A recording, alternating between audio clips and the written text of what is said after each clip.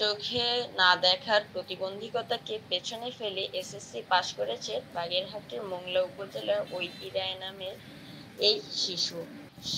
শ্রুতি লেখকের সহায়তায় উপজেলার হলদিমুনিয়া মাধ্যমিক বিদ্যালয় থেকে এসএসসি পরীক্ষায় অংশ নিয়ে জিপিএ 4.29 লাভ করে সে। এই সফলতার পেছনে ছোটবেলা থেকে সবচেয়ে বড় অবদান হচ্ছে মা। আমি জানি শুধু আমার মাই না, প্রত্যেক সন্তানের সফলতার পেছনেই তার মায়ের সবচেয়ে বড় অবদান থাকে।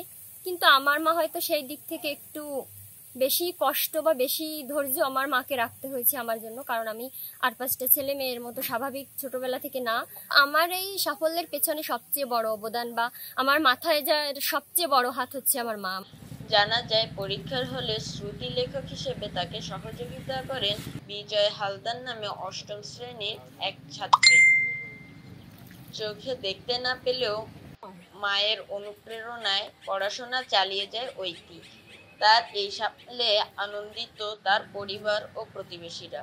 ঐতির মা শঙ্করী রায় বলেন, আমার মেয়েটা যেন এর থেকে আরো ভালো রেজাল্ট করে বা সামনের দিকে আরো যেন এগোতে পারে, বা সরকার বলুক বা এনজিও বলুক সবাই যেন তার দিকে একটু নজর রাখে যে আসলে আর্থিক অবস্থা আমাদের অত ভালো না। আমার ভিতরের যে কষ্টটা, এই কষ্টটা আমি আর দেখানোর মতো জায়গা নাই। যেহেতু আমার মেয়ে পাশ করছে, সে আরো ভালো রেজাল্ট করবে, এটাই হচ্ছে আমি আশা করছি সবসময়।